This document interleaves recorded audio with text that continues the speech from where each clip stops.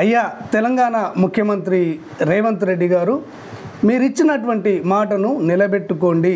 మీ party అధికారంలోకి రావడానికి, మీరు ముఖ్యమంత్రి కావడానికి మీరిచ్చినటువంటి 6 గ్యారంటీలను, అదేవిధంగా మీ పార్టీ మేనిఫెస్టోలో పేర్కొన్నటువంటి గ్యారంటీలను అమలు చేయండి, మీ మాటను నిలబెట్టుకోండి అని తెలంగాణ పేద ప్రజలు ముఖ్యమంత్రిని ప్రశ్నిస్తున్నారు. ఎందుకంటే కాంగ్రెస్ పార్టీ అధికారంలోకి వచ్చి రేవంత్ రెడ్డి గారు ముఖ్యమంత్రిగా బాధ్యతలు చేపట్టి 7 నెలలు దాటిపోయింది. ఇప్పుడైనా కానీ ప్రజలకు ఇచ్చిన మాటను నిలబెట్టుకోవాలని, ఇక్కడ మేనిఫెస్టోలో ఇచ్చినటువంటి హామీలను నెరవేర్చాలని వారు అడుగుతున్నారు. ఇక్కడ కాంగ్రెస్ పార్టీ అధికారంలోకి రావడానికి చాలా హామీలు ఇవ్వడం అనేది జరిగింది. నేను చేసే ప్రతి వీడియోను కూడా పేద ప్రజలు చూస్తారు. వాళ్ళు పెట్టినటువంటి కామెంట్లను చూసిన తర్వాతనే నేను ఈ వీడియో చేయడం అనేది జరిగింది. వారు మాకు సంక్షేమ పథకాలు అందటం లేదు, ఈ గవర్నమెంట్ వేస్ట్ గవర్నమెంటు, పనికిరాని గవర్నమెంటు అనే భావనతోనే వారు ఉన్నారు. ఇది నా ఒపీనియన్ కాదు, ఇది ప్రజల నుంచి వచ్చినటువంటి ఒపీనియన్. కావాలంటే వారు పెట్టినటువంటి కామెంట్లను నేను పైన డిస్ప్లే చేస్తాను, వీలుంటే అవి చదవండి. వారు అడుగుతున్నది ఏంటి అంటే, ఇక్కడ కొత్త ఆసరా పెన్షన్లను ఎప్పుడు శాంక్షన్ చేస్తారు, కొత్త పెన్షన్లను ఎప్పుడు ఇస్తారు అని చెప్పేసి లక్షల మంది ఈ కొత్త పెన్షన్ల గురించి అడగడం అనేది జరుగుతుంది. వారు ఎదురు చూడడం అనేది జరుగుతుంది. ఎందుకంటే గత బీఆర్ఎస్ ప్రభుత్వం కూడా కొత్త పెన్షన్లను శాంక్షన్ చేయక చాలా రోజులు అయ్యింది. ఇక్కడ కొత్త పెన్షన్ల గురించి 57 సంవత్సరాలు దాటిన వారు లక్షల మంది మాకు ఎప్పుడు కొత్త పెన్షన్లు ఇస్తారు అని చెప్పేసి వారు ప్రశ్నించడం అనేది జరుగుతుంది. ఆ తర్వాత మీరు ఇప్పుడు ఇచ్చే పెన్షన్లను, ఇక్కడ వికలాంగుల పెన్షన్ను 6,000 రూపాయలకు, ఇక్కడ వృద్ధుల, వితంతువుల, ఒంటరి మహిళల, గీత కార్మికుల, చేనేత కార్మికుల, ఈ విధంగా 2,000 రూపాయలు తీసుకుంటున్నటువంటి పెన్షన్ను 4,000 రూపాయలకు పెంచుతామని హామీ ఇచ్చారు.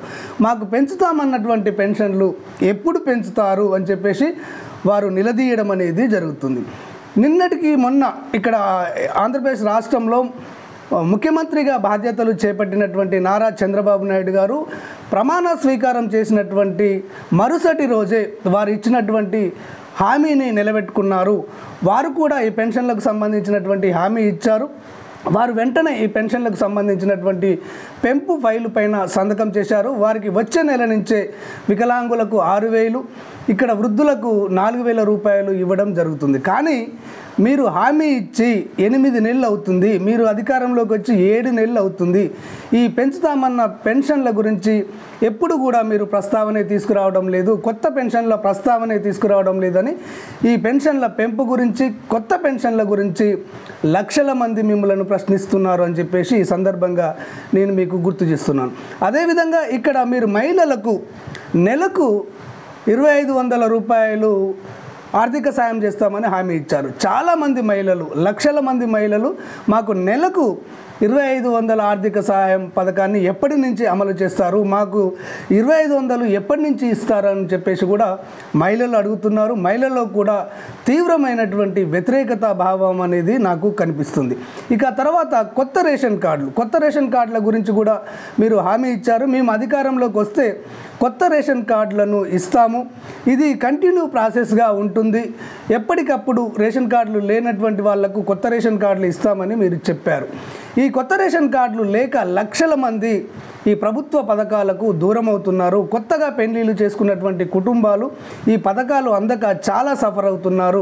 ఈ విధంగా మన రాష్ట్రంలో లక్షల మంది కొత్త రేషన్ కార్డుల గురించి ఎదురు చూస్తున్నారు. కానీ మీరు ఇస్తాం అంటున్నారు, కానీ ఎప్పుడు ఇస్తారో చెప్పడం లేదు. కొత్త రేషన్ కార్డుల ఊసే లేకుండా పోయింది. ఇక మీ మంత్రివర్గంలోని మంత్రులు అయితే మాత్రము మొదలు పెడుతున్నాము, రేపో మాపో అంటున్నాము, 2-3 రోజుల్లో ఇస్తాము అంటున్నారు. కానీ 7 నెలలు దాటినా కానీ వీటి గురించి మీరు ఊసే ఎత్తడం లేదు. ఇక తర్వాత ఇందిరమ్మ ఇండ్లను ఆదరబాదరగా పార్లమెంటు ఎన్నికల ముందు మీరు ఖమ్మంలో ప్రారంభించడం అనేది జరిగింది.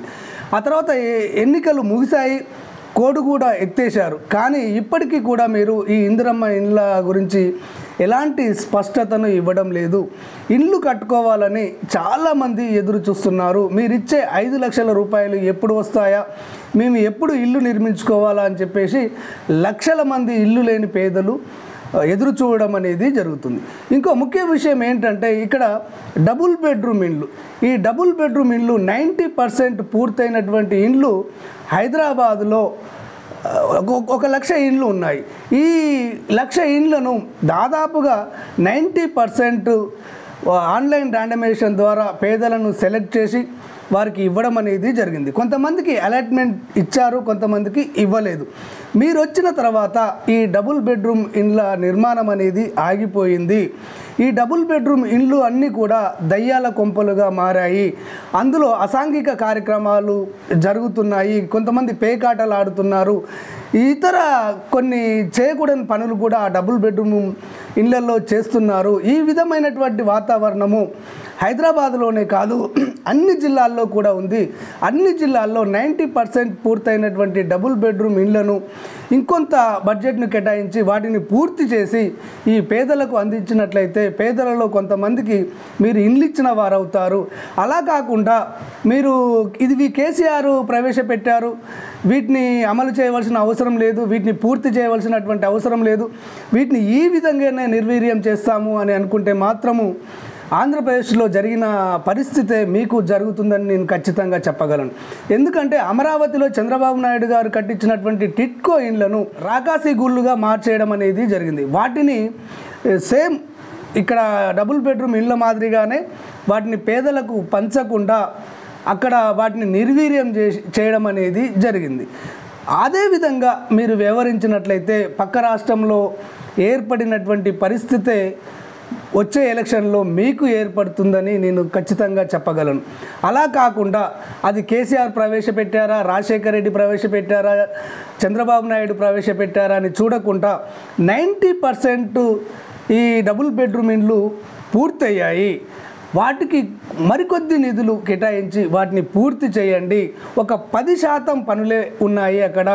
ఆ 10% పనులను పూర్తి చేసి సెలెక్ట్ అయినటువంటి వారికి ఈ డబుల్ బెడ్రూమ్లు ఇచ్చినట్లయితే మీ ప్రభుత్వం పైన సానుకూలత అనేది ఉంటుంది, ప్రేమ అనేది పుడుతుంది. కానీ ప్రజెంట్ మాత్రము మీ హనీమూన్ దాటిపోయింది, మీరు చేయవలసిన పని చేయటం లేదు, ప్రజలకు సంక్షేమ పథకాలు అందటం లేదు, ఇప్పుడు ఇచ్చేటువంటి ఆసరా పెన్షన్లు కూడా సక్రమంగా ఇవ్వడం లేదు. 20 తారీఖు తర్వాతనే మీరు ఈ ఆసరా పెన్షన్లను అందిస్తున్నారు. కేవలం మొన్న ఒక నెల మాత్రమే పార్లమెంట్ ఎన్నికలు ఉన్నాయని చెప్పేసి 4వ తారీఖునే ఈ పెన్షన్లు అందించారు. కానీ ఎలక్షన్ ముగిసిన తర్వాత ఇప్పటికీ కూడా 15వ తారీఖు వచ్చింది, ఈ ఆసరా పెన్షన్లు రావటం లేదు. ఈ గవర్నమెంటే అంతా స్వార్థానికి వాడుకుంటుంది.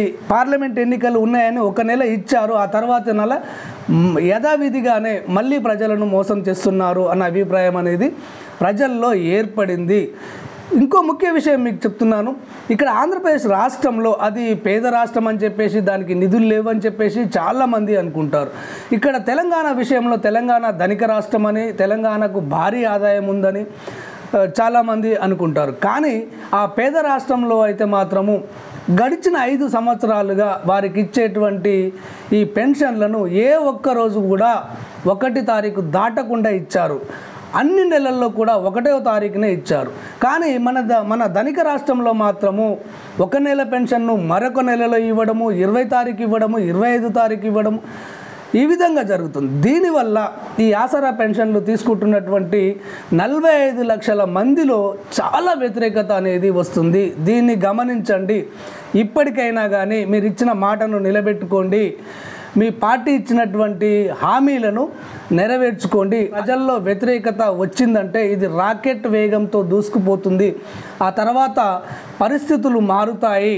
ఇప్పుడు మీకు పరిస్థితులు అనుకూలంగా ఉన్నప్పుడే పేదలకు ఇచ్చినటువంటి ఇప్పుడు నేను చెప్పినటువంటి సంక్షేమ పథకాలను అమలు చేయండి. ఈ విధంగా అమలు చేస్తేనే వచ్చేసారి మీ గురించి ఆలోచిస్తారు. కానీ చూద్దాంలే చేద్దాంలే అని అనుకుంటే మాత్రము పక్క రాష్ట్రంలో ఏర్పడినటువంటి పరిస్థితులే తెలంగాణలో కూడా ఏర్పడతాయని నేను ఖచ్చితంగా చెప్పగలను. చివరిగా ఒక విషయాన్ని నేను తెలియజేస్తున్నాను. నేను ఏ పార్టీకి సంబంధించినటువంటి వ్యక్తిని కాదు, ఏ పార్టీకి సంబంధించినటువంటి సభ్యత్వం అనేది నాకు లేదు. నేను ప్రజల తరపున అడగడం అనేది నా బాధ్యత. నేను ఒక విమర్శ చేస్తున్నాను, ఈ విమర్శను సద్విమర్శగా తీసుకోండి. ఒక విమర్శ అనేది పాలకులలో ఒక ప్రవర్తనను తీసుకురావాలి, ఒక మార్పును తీసుకురావాలి. కానీ కక్ష పెంచుకోవడం అనేది ఉండకూడదు. కక్ష పెంచుకుంటే మరొకసారి మీకు తెలియజేస్తున్నాను, పరిస్థితులు పూర్తిగా మారిపోయే అవకాశం అనేది ఉంది. ధన్యవాదాలు.